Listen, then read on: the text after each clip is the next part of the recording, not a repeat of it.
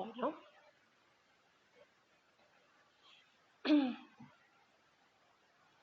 estamos esperando a ver quién se suma.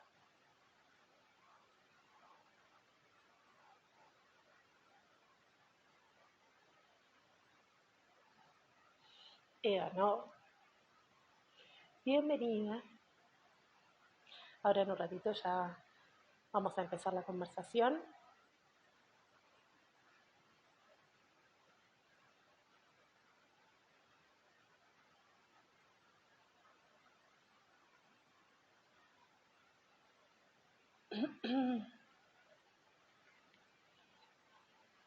Hola Guillermina, bienvenida.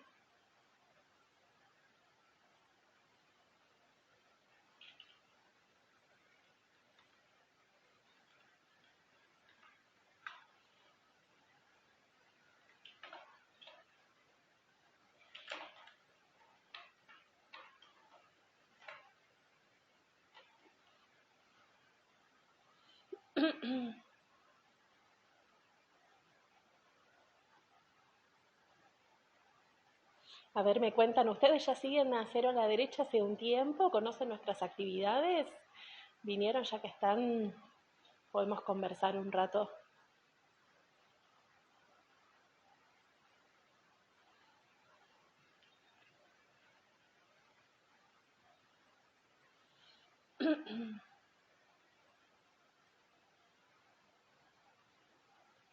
Hola, Étnica Ideas, ahí justo son las 6. Bienvenido.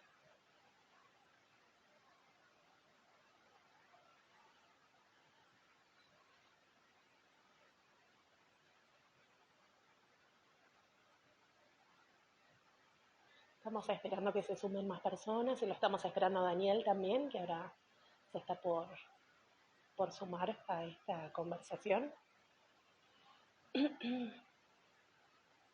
¿Se escucha bien?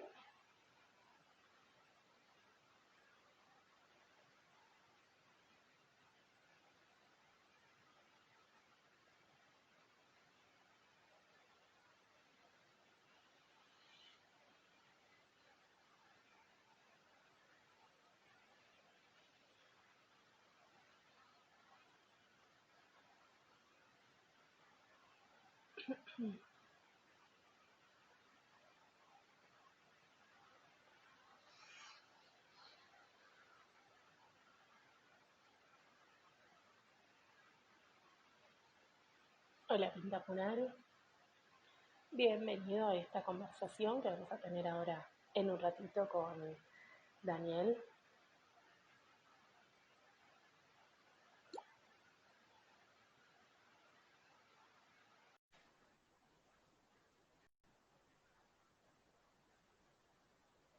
Hola Marisol, bienvenida.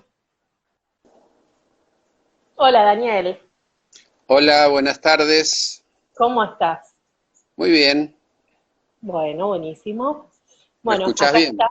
Sí, perfecto, perfecto. A ver si la gente que está acá ya nos pone manito para arriba, si escuchan bien. Yo te escucho perfecto. Bueno, Hola Gustavo.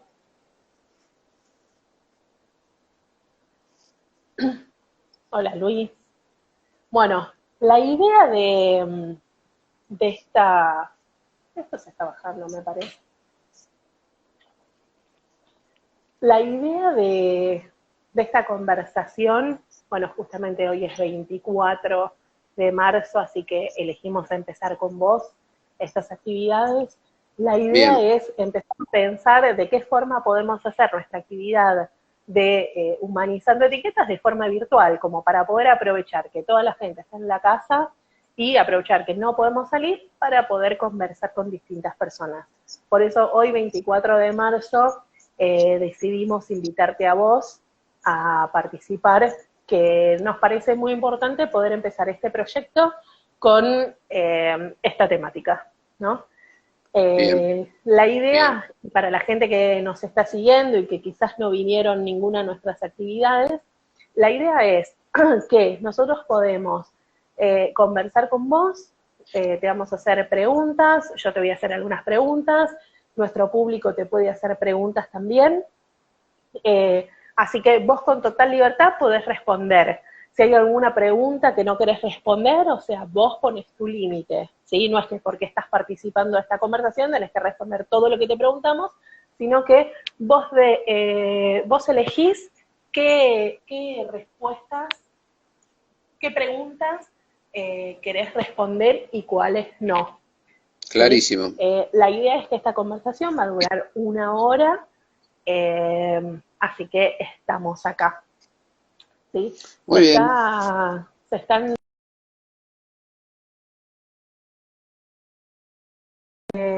Se van sumando las personas. ¿Vos querés hacer como una pequeña introducción sobre quién sos vos, cómo te relaciona, cuál es la relación de tu vida con el 24 de marzo, con la última dictadura cívico-militar, así como una pequeña introducción para la gente que no te conoce? Dale. Comienza.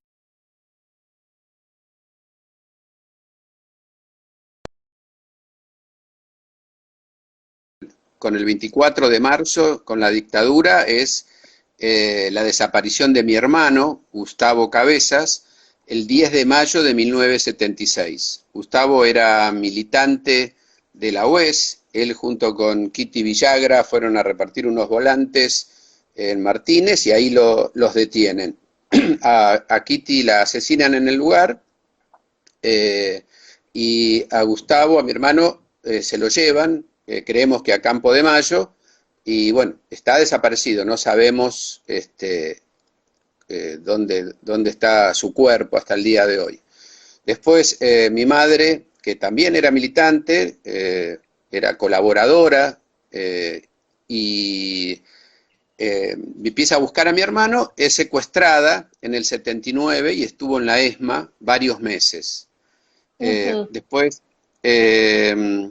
finalmente la liberan, mi madre está viva al día de hoy, y en agosto del 80 me detienen a mí, yo vine con la contraofensiva montonera en el 80, estuvimos 8 meses haciendo las tareas por las que habíamos venido, imprimimos un libro, hacíamos pintadas y teníamos algunos contactos con distintas personas.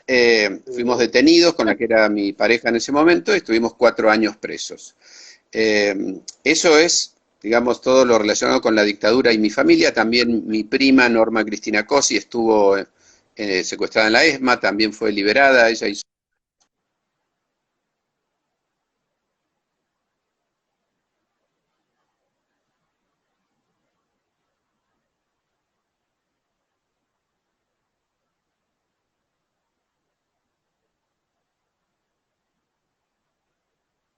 están todos presos, condenados a cadena perpetua. Lo mismo Carlos Macedra, el coronel, hoy coronel, hasta ese momento era coronel, había sido un teniente en aquella época que secuestró a mi hermano, también está preso en cárcel común y condenado a cadena perpetua. Y en este momento se está llevando adelante el juicio contra ofensiva montonera, donde estamos juzgando a la cúpula de la inteligencia militar y esperemos que la condena también sea ejemplar. ¿Vos ¿Así? cuántos años tenías en ese momento? Yo tenía, bueno, depende, en el 76 tenía 23 años. Ajá. Y 27 en el 80 cuando caí. Claro. Y cuando caíste, vos estuviste preso y la gente sabía dónde estabas o estuviste desaparecido? Nuestra familia fue avisada, tuvimos mucha suerte por distintos motivos. Nuestra familia supo que fuimos detenidos y si bien estuvimos una semana en Campo de Mayo y nuestra familia no lo supo, después nos dijeron como que ahí estuvimos colgados, algo así como que no sabían qué iban a hacer con nosotros. Después nos legalizaron, estuvimos presos en cárceles legales. Así que estuvimos una semana solamente en Campo de Mayo.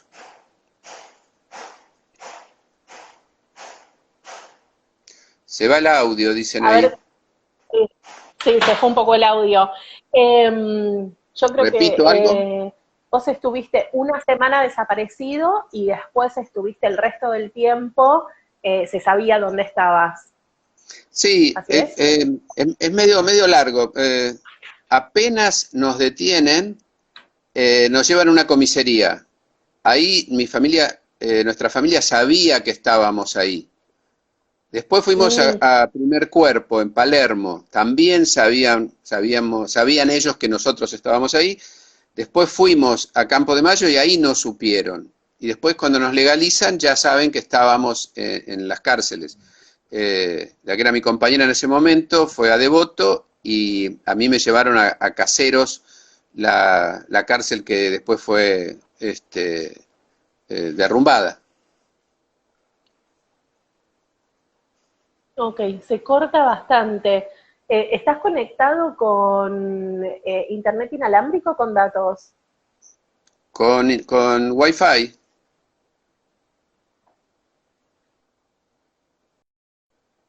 A ver, dame un segundo. ¿Vos estás con internet? O- ok. Dani. No, no sé, sí, ¿qué sugerís? Y no sé, depende de cómo estás conectado. Si estás conectado con datos, fíjate si puedes poner el internet inalámbrico y si no al revés, a ver qué funciona mejor. Bien. Igual no está saturado, hay un solo teléfono en WhatsApp, nada más, que está usando WhatsApp en Ah, en ¿vos este estás desde la router. computadora? No, yo estoy desde mi celular. ¿Querés que vaya a la Ah, ok. computadora? Bueno, buenísimo. No, está bien. Eh, bueno, yo le quería decir a la gente que nos está, que está llegando, que cualquier persona puede hacer una pregunta, la escribe ahí y vos la respondés. Así que si alguien, a medida que vos Bien. estás hablando, quiere hacer una pregunta, que la puede hacer, ¿sí? Mientras que ellos, mira, ahí nos dicen que es normal que por el flujo de gente en redes por Sí, el momento se tarde. Eh, lo que, bueno, mientras la gente no te pregunta, te voy a ir preguntando yo, ¿sí? bien. Eh, tu mamá, vos dijiste que tu mamá era militante. Ella era militante antes de que secuestraran a tu hermano o empezó a ser militante una vez que él fue secuestrado. Ella tuvo una pequeña militancia orgánica a fines del Mm, 75, igual que mi hermano, pero ella desarrolla una actividad muy intensa en la Comisión de Familiares de Detenidos y Desaparecidos por Razones Políticas, donde está desde el 76, que empiezan a funcionar muy apenas después del golpe, hasta que la detienen en abril del 79. Ahí fue donde ella desarrolló toda su militancia en derechos humanos. ujú. ¿Y cómo fue el secuestro de ella? Cuando sale del hospital español, donde estaba internado mi padre, la secuestran en la parada del colectivo, la suben arriba de un coche y la llevan a la ESMA directamente. Ujú. ¿Y nos querés contar un poco cómo fue lo de la nota en la revista Para Ti? Sí, a mi madre la sacan de la ESMA, la llevan a una peluquería, le compran ropa y la llevan a la confitería Selket en Figueroa Alcorte y Pampa y hacen como una nota fraguada con un fotógrafo y un periodista de la revista Para Ti. Eh, Ujú, Todo esto es porque es parte de la acción psicológica que hacían las Fuerzas Armadas, la Marina en este caso, eh, porque venía la Comisión Interamericana de Derechos Humanos.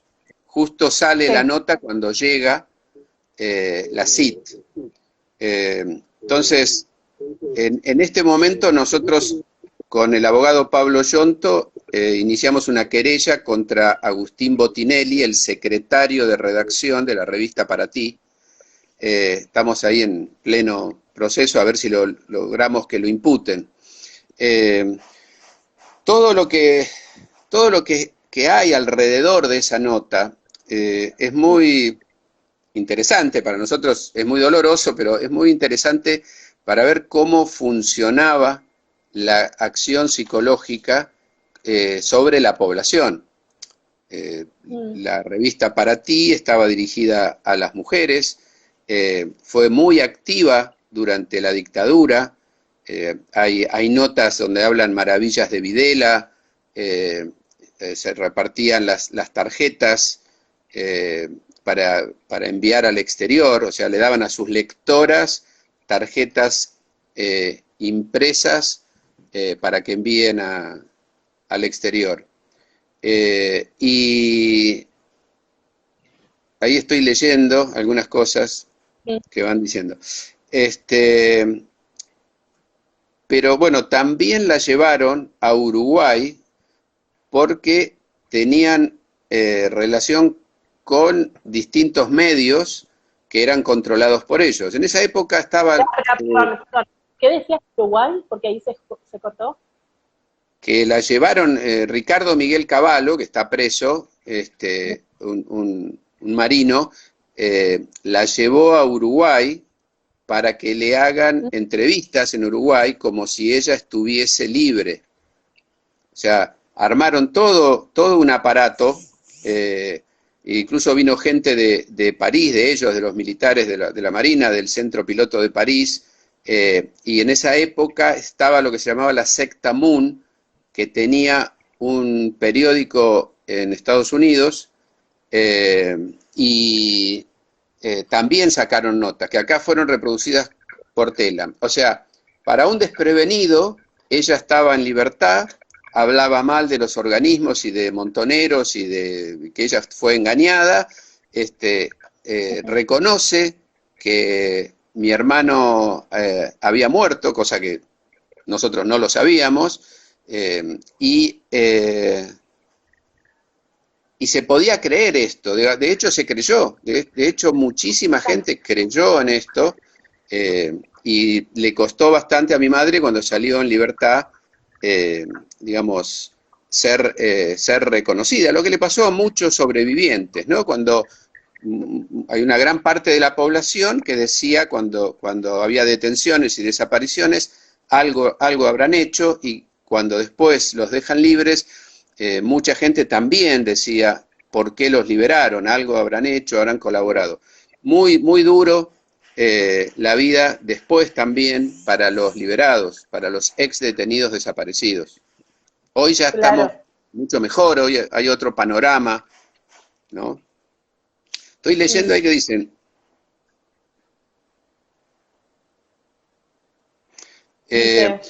sí, no, pasó, le estoy contestando, no veo bien a quién, no sé cómo ver. A ver. Sí. No, pasaron meses.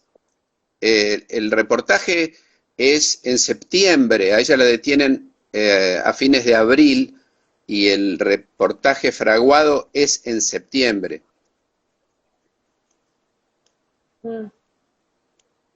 Y vos en ese momento no estabas en Argentina, ¿no? No, yo estaba en México.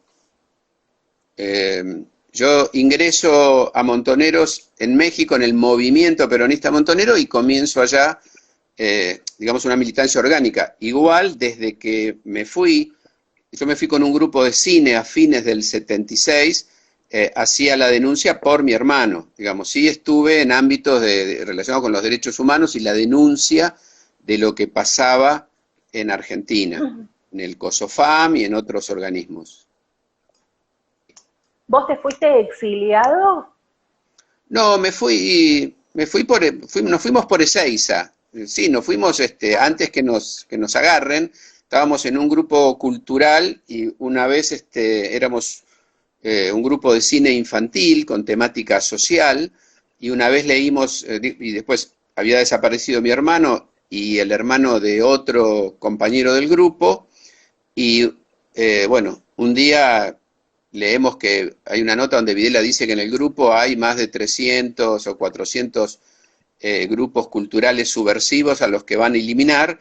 Entonces, bueno, ahí nos fuimos 14 personas y formamos el grupo Ajá. de cine allá en México.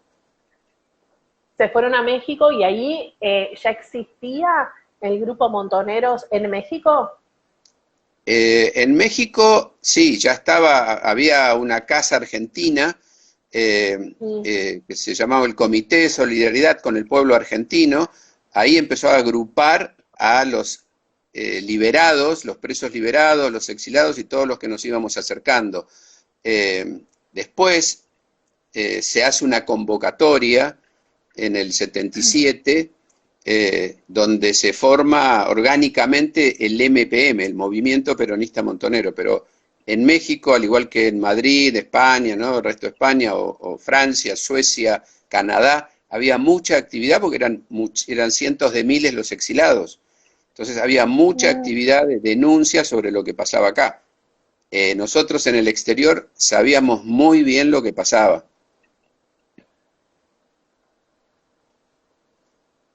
Esa última parte se me perdió. Se cortó.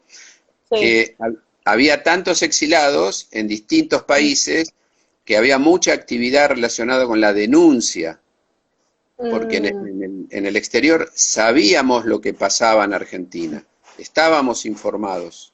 ¿Y cómo se enteraban? Primero que había periódicos sin censura y había denuncia. Todos los organismos denunciaban lo que pasaba acá. O sea, Mm. los familiares al principio, después las madres, después las abuelas, pero había, y después había gente que se había escapado Claro. o había sido liberada. Entonces, en el momento en que se escapan o son liberados, contaban todo lo que habían visto, lo que había pasado, dónde, dieron muchos datos. De hecho, la reconstrucción de los centros clandestinos se empieza a hacer antes del 83. ¿Cómo? La La reconstrucción. recon de los centros clandestinos Sí. se hace antes del 83. Mm. Con la Eh, gente que había escapado o la gente que habían liberado. claro, por ejemplo, el Nariz Magio se escapa de la ESMA e informa todo lo que sucedía dentro de la ESMA.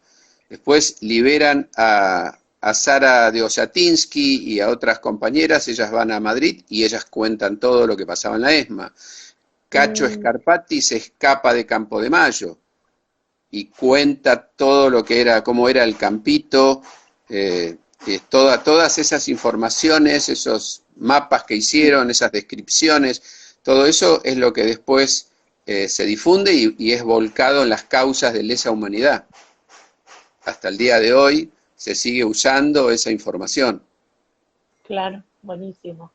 Bueno, hago una pausa para decirle a toda la gente que se sumó recién que quien quiera hacer preguntas lo puede hacer, los manda por mensajito y hace las preguntas y Dani responde. Mientras no me preguntas, yo te sigo preguntando. Voy a aprovechar este momento porque más allá de que venimos trabajando juntos hace un montón, yo nunca te leí. Así que Dale, voy a aprovechar esto. La verdad es que la primera vez que hablaste sobre lo que era el derecho a la resistencia, para mí fue un shock, ¿no? ajá. Como nunca me lo había imaginado, ¿no? Como el derecho a la resistencia. Me pareció muy interesante el concepto. ¿Querés hablar un poco sobre eso? Sí, el derecho a la resistencia lo empezamos a trabajar fuerte en el juicio contraofensiva, porque creo que fue tan fuerte la acción psicológica, no solo de los militares, sino de todo el aparato de poder, los Mm. medios de comunicación, digamos, especialmente, que es necesario revertir esa visión. Incluso gente progresista o con muy buenas intenciones y muy sensible aceptó lo que llamamos la teoría de los dos demonios. Mm. Entonces, yo digo que nosotros resistimos a una dictadura genocida que nos estaba matando a nosotros, pero que además atacaba a todo el resto del pueblo argentino, digamos, y con un objetivo económico. Por eso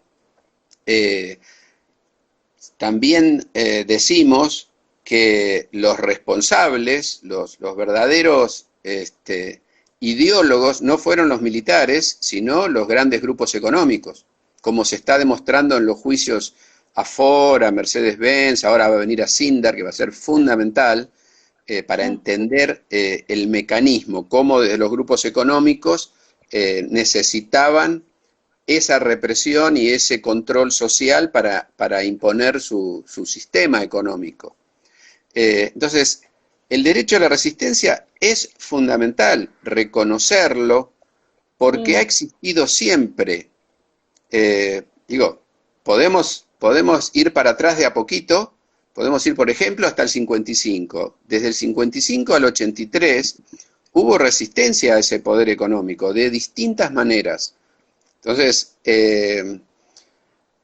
creo que esto es un tema a debatir, a conversar entre nosotros.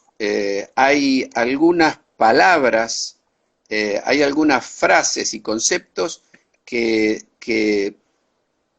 digamos, es como si no fueran políticamente correctas, como que no conviene decirlas. Hasta hace poco nosotros no podíamos decir que éramos montoneros. En el juicio a la Junta, si vos decías que eras montonero, te abrieron una causa. Entonces todos los que testimoniaron en el año 85 en el juicio a la Junta no podían identificarse políticamente. Después, a partir de CONADEP y el libro Nunca Más, quedó instalado la teoría de los dos demonios y cuesta desarmarla hasta el día de hoy. Sí. Entonces, hablar de la lucha armada es muy difícil, porque primero que no hay muchos elementos que tenga el común de la gente. No, el común de la gente no sabe que en Argentina hubo 20 y pico de grupos que eligieron la lucha armada como una forma de modificar esta sociedad. Tampoco se conoce muy bien lo que fue la resistencia en otros países del tercer mundo. No hay mucha difusión. El grueso de la información que se maneja es la información del sistema. Entonces todo está demonizado. Entonces, yo creo que como vamos a seguir enfrentados a un poder hegemónico, tenemos que conocer cuáles son nuestros derechos a resistirlos, porque también esa resistencia va cambiando sus formas, sus contenidos. Digo, apenas en el 55, apenas comienza la resistencia a lo que se llamó la Revolución Libertadora, que nosotros le decimos la fusiladora, ahí utilizaban caños y pintaban con carbón las paredes. Después hubo distintos medios gráficos, volantes, después hubo huelgas todo el tiempo o distintas acciones que hacían la clase trabajadora. Bueno, habría mucho para contar sobre esto y las distintas organizaciones que salieron a pelear a este poder hegemónico. No sé si contesto tu pregunta. Sí. ¿Te acordás de alguna de las pintadas que se hacían? ¿Qué es lo que decían? ¿En qué época? ¿En qué momento? En el 75 y después también me interesa las del 76. Sí, hay una emblemática del 55 que se hizo en Rosario, que es donde dicen que comenzó la B corta y la P de Perón Vuelve como una manera de responderle a lo que los aviadores de la Marina tenían pintado en sus aviones cuando bombardearon Plaza de Mayo, que era una B corta y una cruz, que era Cristo vence. Esa pintada comienza, dicen, en el barrio La Manuelita de Rosario, y también otra pintada que decía la Manuelita no se vende, digamos, todo lo que fue la resistencia, que hay muchas anécdotas de aquello. Después, en el 76, había, cada organización hacía sus pintadas, generalmente de denuncia de lo que pasaba. Nosotros pintábamos Resistir es vencer. Había una pintada muy larga que hacíamos en los 80, 79, 80, que era Conquistar el poder sindical es vencer. Y otras, había, en la época del Mundial, había una pintada que decía Argentina campeón, Videla al paredón. En el Mundial hubo mucha actividad también, y aparecían pintadas a pesar de la represión. Bueno, en este momento no me acuerdo ahora, pero había.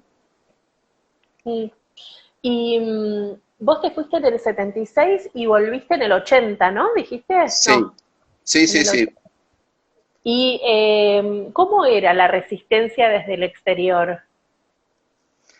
Desde el exterior era denuncia y apoyo a los que estaban acá. La gente que estaba en el exterior, en organismos de derechos humanos o simplemente colaborando, apoyaba a lo que eran familiares, madres, organismos y a los propios familiares. Se hacía mucha denuncia en la prensa, porque en realidad, recordemos que en aquella época había desaparecidos todos los días. Entonces, todos los días se denunciaba. Después, esa es una forma de resistir, que era tratando de que se sepa la verdad. Después,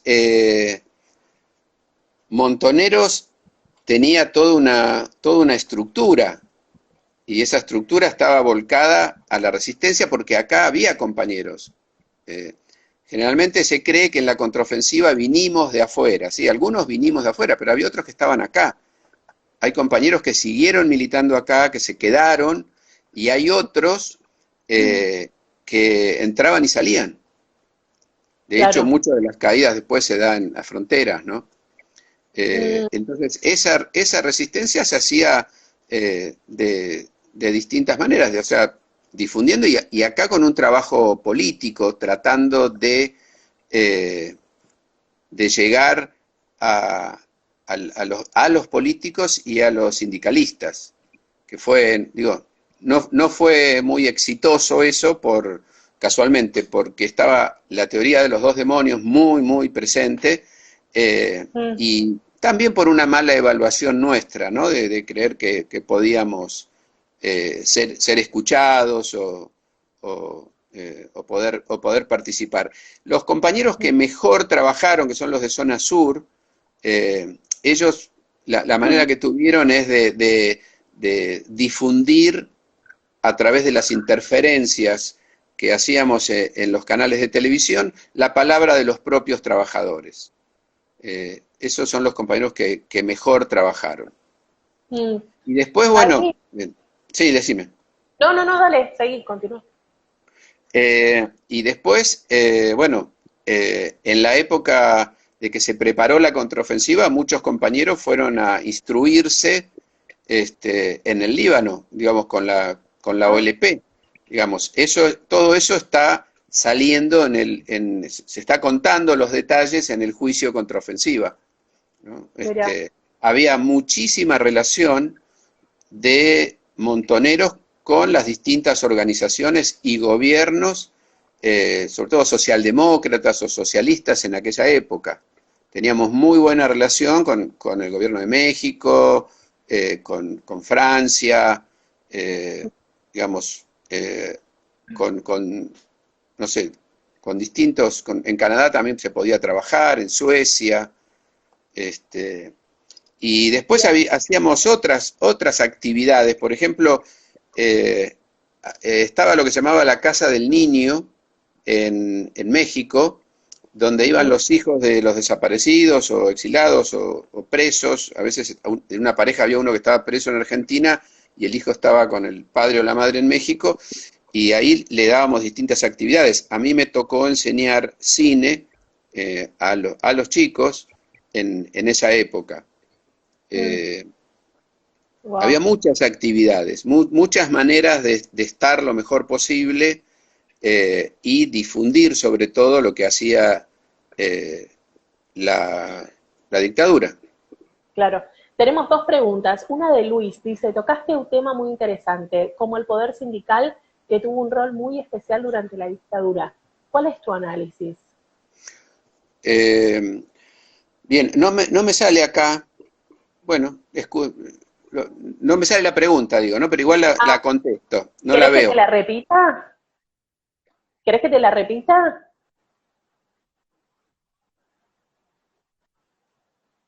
Hola. Ah, bueno, Sí. dale. Dale. Dale. Este, Ahora sí. en el año 79 hubo 1000 huelgas en Argentina que no fueron difundidas. Entonces, el rol del sindicalismo y de la clase trabajadora fue muy importante y lleno de contradicciones, porque en el 79 muchos de los sindicalistas que van a la huelga y que incluso van presos por largar una huelga, el grupo de los 25, habían apoyado el golpe militar y habían denunciado a, eh, a dirigentes sindicales, a representantes de los trabajadores en distintas fábricas. Entonces, es contradictorio, es difícil de entender, pero estaba Ubaldini, había dirigentes que tenían claro que la dictadura se tenía que ir, que había que voltear la dictadura y que no negociaban. Entonces, es fundamental. Nosotros, por eso hacíamos la pintada, conquistar el poder sindical es vencer, sabíamos que venía por ahí, al margen de nuestra participación y nuestra representatividad.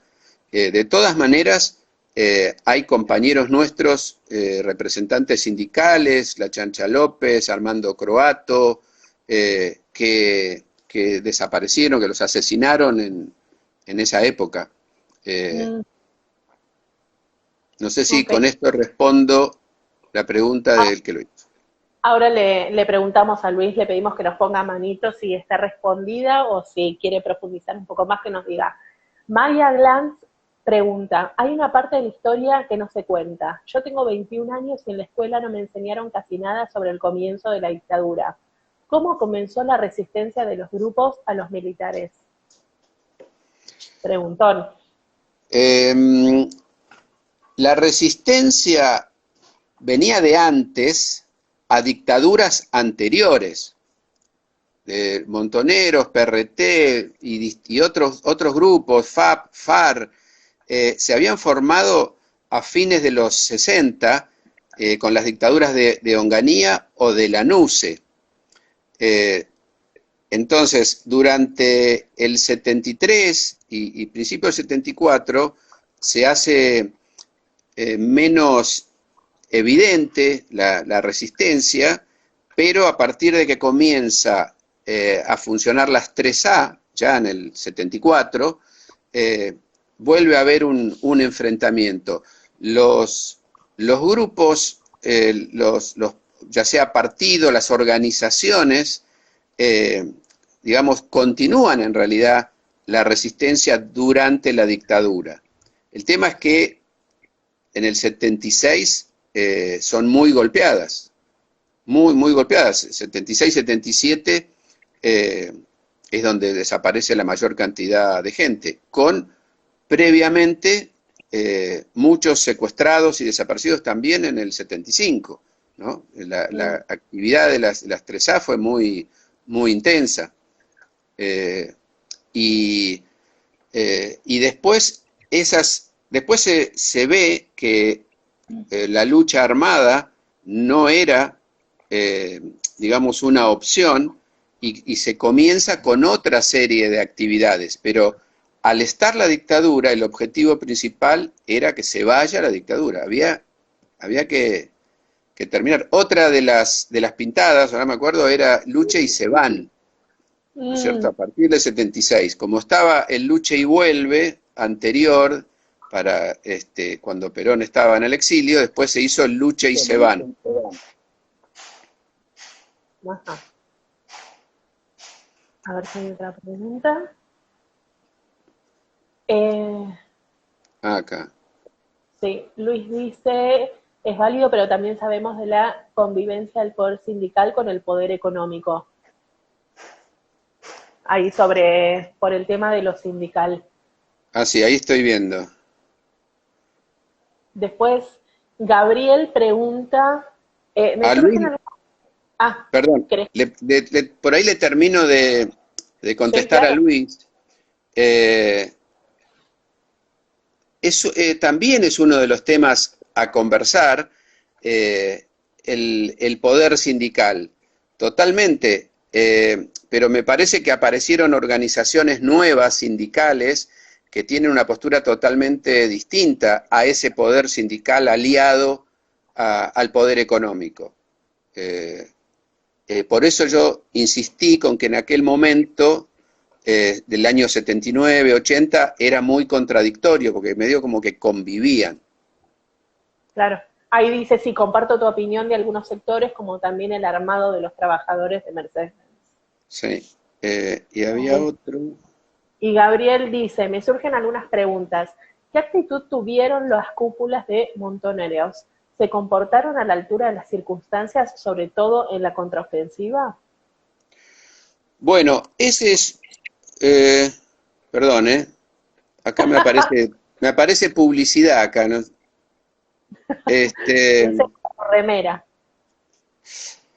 eso es uno de los temas que fue instalado, digamos, por el poder hegemónico, ¿no? Así como decían que nosotros éramos unos perejiles que vinimos engañados o que la conducción nos mandó al muere. Nosotros compartíamos los análisis de la conducción, nos equivocamos juntos con ellos, no pensábamos distinto.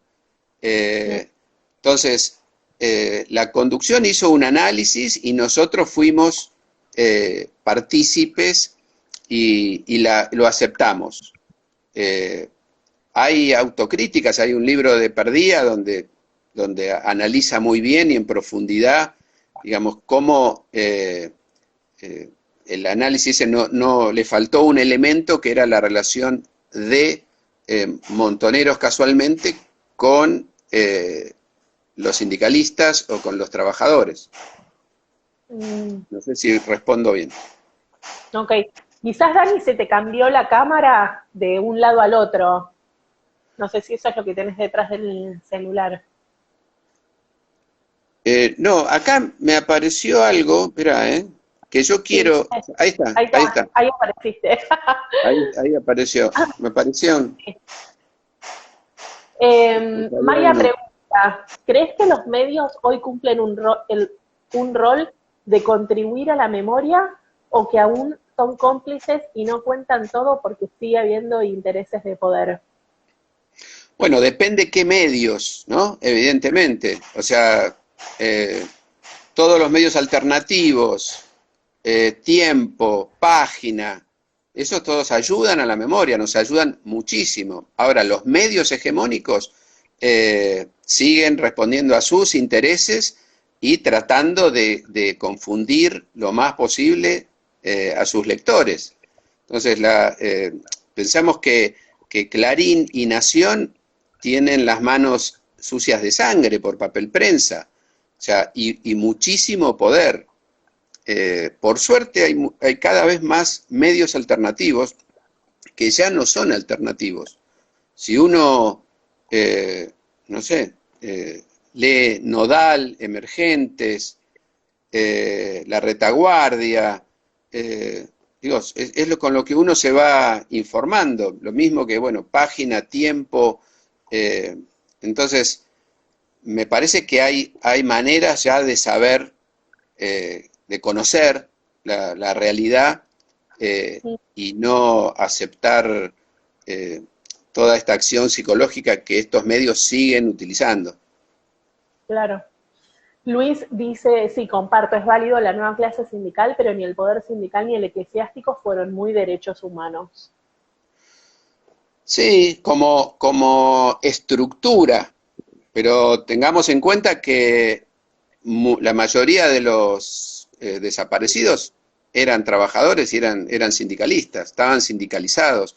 Y también tenemos muchísimos curas desaparecidos y asesinados. Entonces, por eso hay que, como bueno, tomarse el tiempo de desgranar esto bien, ¿no? Una cosa es el aparato de la iglesia y otra cosa es los curas. Otra cosa es el poder sindical y los sindicalistas. Claro, claro. Esto es muy cercano a todo lo que trabajamos, perdón que me meta, ¿no? Pero lo que Sí, trabajamos desde cero a la derecha, ¿no? Como las etiquetas, por ser sindical, por ser eclesiástico, ¿qué significa, no?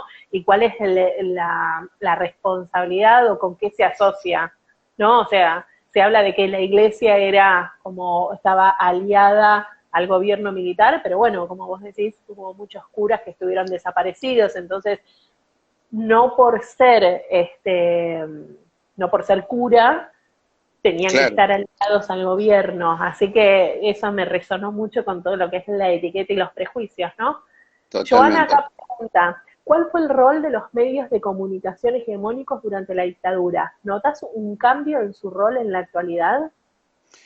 Los medios hegemónicos han profundizado su línea editorial.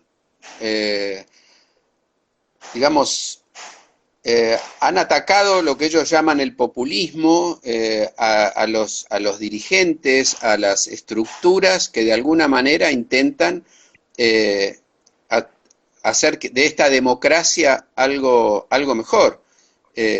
Yo creo que ellos están ganando cada vez más, la verdad que no han reducido sus ganancias, que es lo único que les importa, eh, y eso lo van a defender, eh, no sé, no quiero decir no van a defender a muerte, bueno, es una manera de decirlo, pero lo van a defender usando esos medios económicos para comprar a todos los que sea necesario, incluida la Corte Suprema.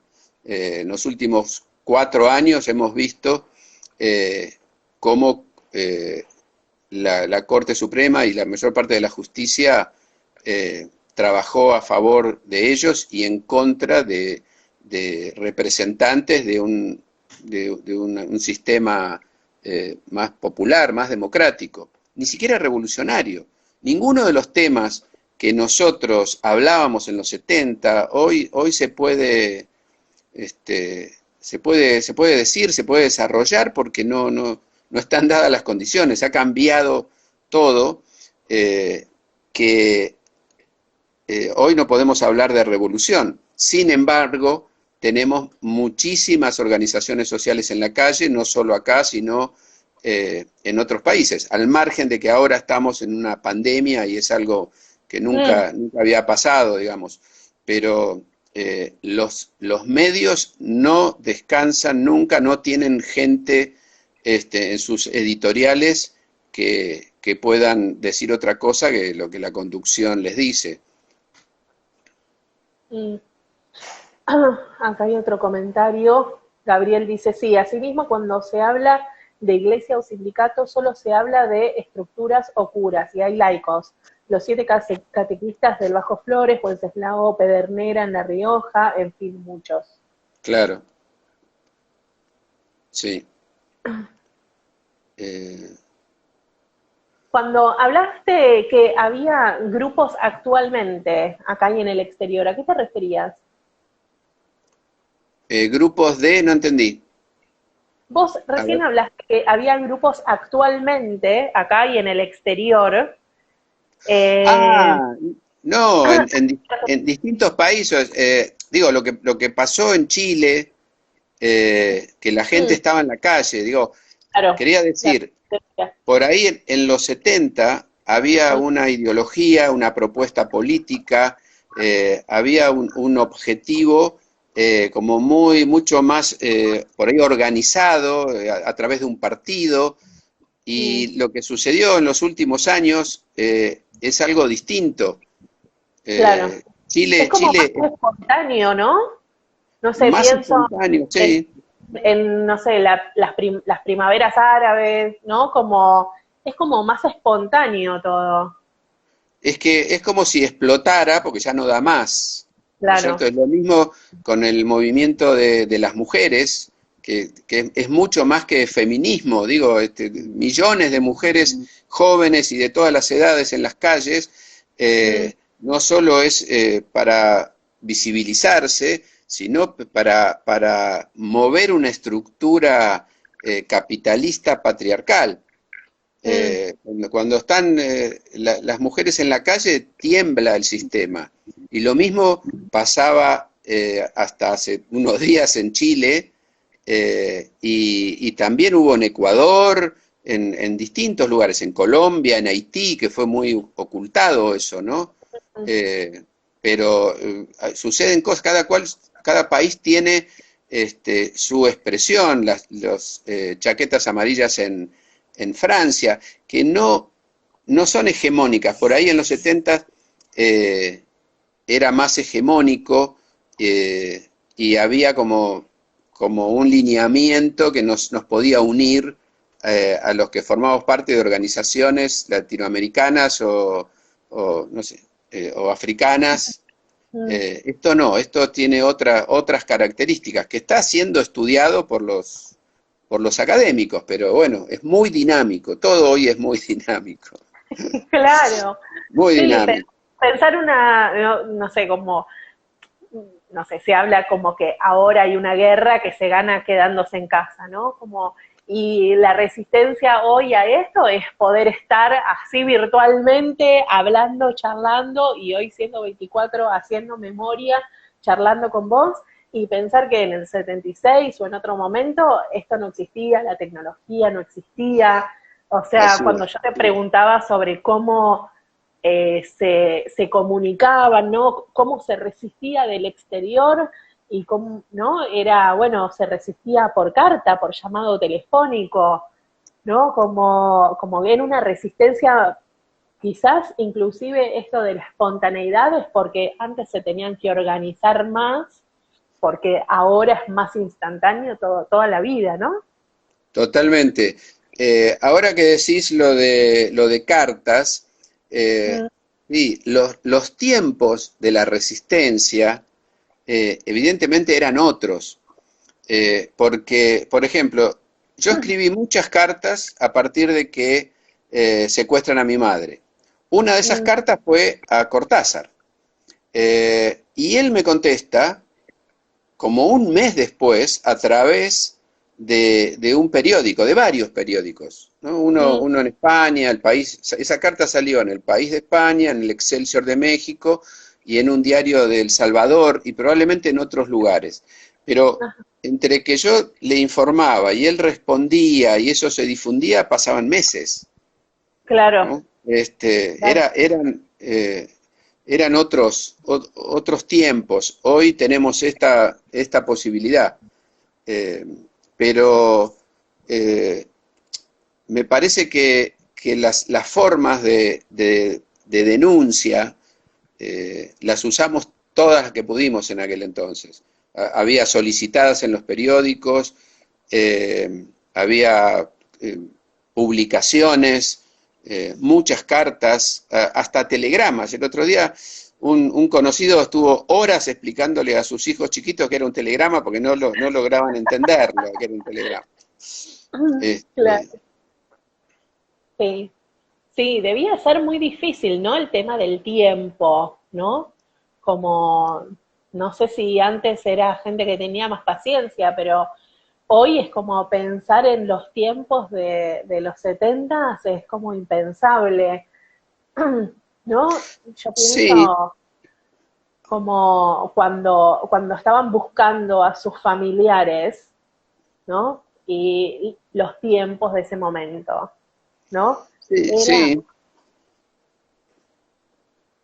no sé, Este, yo, pero era, a ver, era un momento que tenía su ritmo, había no sé, un ámbito cultural, había formas que sabíamos que eran así, no esperábamos eh, que te contesten una carta rápidamente, porque por ahí incluso la carta a claro. veces podía perderse, ¿no?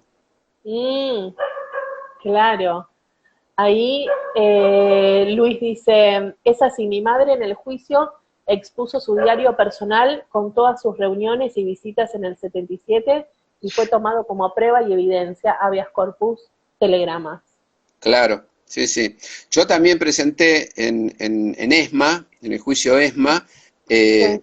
todo lo que tenía mi madre, eh, pruebas de los distintos trámites que había hecho. Incluso el papelito que le daban en el 76 en Casa Rosada a las 4 o 5 de la mañana para atenderla a las 4 o 5 de la tarde. Lo mismo que en el Ministerio del Interior. Bueno, sí, los habeas corpus, como dice Luis, y las cartas que se enviaban a los distintos obispos, porque Mm, si bien se sabía que ellos estaban aliados a los militares, muchos de los obispos, había otros que no, que estaban del lado de los familiares, pero mm, era fundamental denunciarlo y dejar testimonio de eso. Hoy nosotros podemos reconstruir el recorrido de un familiar y todos los lugares donde les rechazaron mm. la presencia de su familiar, de que no estaba detenido, la respuesta negativa a los habeas corpus, o las excusas de algunos obispos, ¿no? Claro, claro. A ver, son las 6:56. Si alguien Sí, más tiene una pregunta, que la haga en este instante, y si no, damos por finalizada la conversación. Dani, te agradezco muchísimo, pero muchísimo, muchísimo. eh, Esta conversación fue súper enriquecedora. Ay, a ver, la última pregunta, la última. Maya pregunta, ¿cómo es vivir después de haber estado secuestrado por los militares? este, bueno, yo estuve poco tiempo, digamos, como equivalente a secuestro. Por suerte, en mi caso, estuve 4 años preso en cárceles legales, pero sí tengo contacto con ex detenidos desaparecidos y el propio caso de mi madre, es que si uno es militante y quiere una sociedad más justa, después sigue su vida con las nuevas herramientas, con las nuevas armas que hay para lograr la liberación. Y esta es una, digo, que se conozca la verdad en un día como hoy, que se conozca la verdad, es muy importante y estamos usando estas armas digitales. En mi familia, por suerte, quedamos muy bien a pesar de todo el dolor y las ausencias. Es una familia unida, nos apoyamos mucho entre nosotros y no quedó tanto daño como en otras, lamentablemente, ¿no? Así que bueno, en mi caso estamos bien y seguimos. Yo tengo una página, paso el aviso, que se llama Mundo Lesa en Facebook, donde trato de comunicar toda la información que sale sobre los juicios de lesa humanidad, que es lo que me lleva mucho tiempo en mi vida. Y a Muy todos les interesante. digo, para terminar, a todos les digo que estaría bueno que vayan, aunque sea una vez, a un juicio de lesa. Mm, yo fui con una compañera el año pasado cuando testimonió Mantecol. Ajá, bien. Fue En ESMO. muy interesante. Sí, sí. Bueno, acá mucha gente saluda, te mandan un gran abrazo.